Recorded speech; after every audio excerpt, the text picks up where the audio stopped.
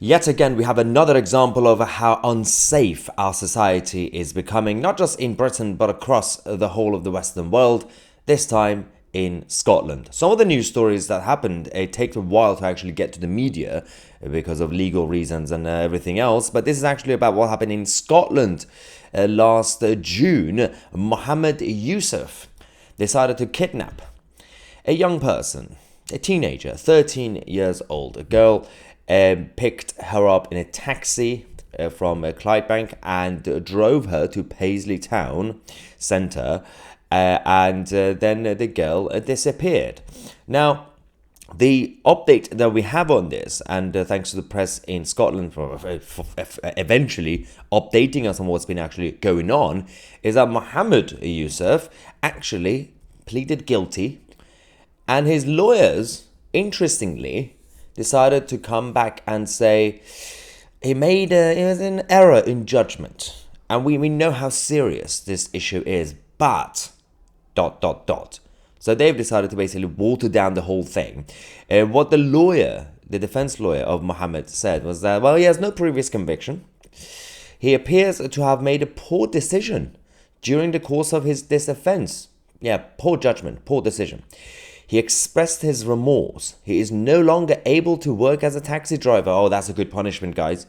Now, the court did hear that he was now working as a part-time delivery driver. Well, that's safe, isn't it? He's going to knock on people's doors now. A judge sentenced him to 200 hours of unpaid work within 12 months as an alternative to prison. What? This is the state of our legal system, ladies and gentlemen. Now, Sheriff David Hall called his behavior unacceptable. How rude. It's saying that you appear as a man with no previous convictions. Your behavior on the day in question was unacceptable. And as you know, acknowledged idiotic.